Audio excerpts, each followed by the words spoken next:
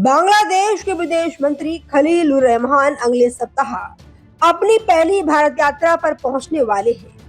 वह Indian ocean conference में शामिल होने के लिए मॉरिशस जाते समय नई दिल्ली में रुकेंगे।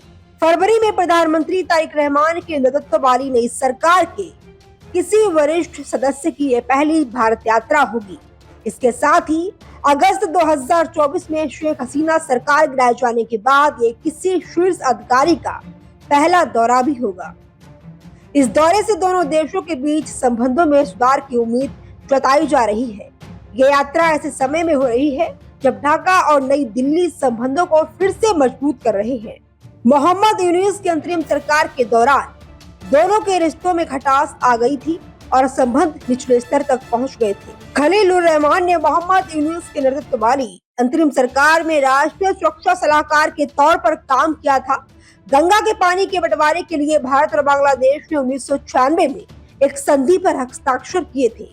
उस समय शेख हसीना प्रधानमंत्री थी। संधि के मैकेनिज्म के तहत हर साल 1 जनवरी से 31 मई के बीच गंगा के पानी का बंटवारा किया जाता है।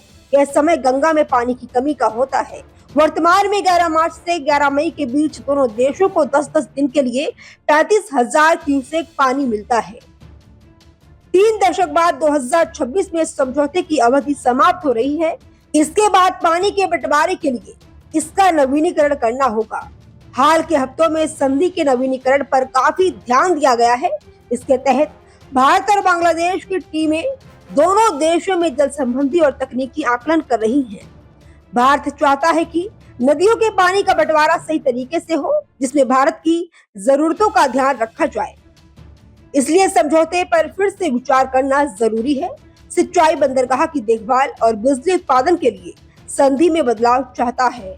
सूत्रों के अनुसार रहमान के दौरे पर बांग्लादेश की तरफ से ईंधन की अतिरिक्त आपूर्ति के लिए ढाका के हाल ही में किए गए अनुरोध का मुद्दा उठाए जाने की उम्मीद है। बांग्लादेश में पैदा हुआ ऊर्जा संकट के मद्देनजर यह अनुरोध किया गया है, जो ईरान के साथ युद्ध और होर्मुज़ स्ट्रेट बंद होने का कारण हुआ है।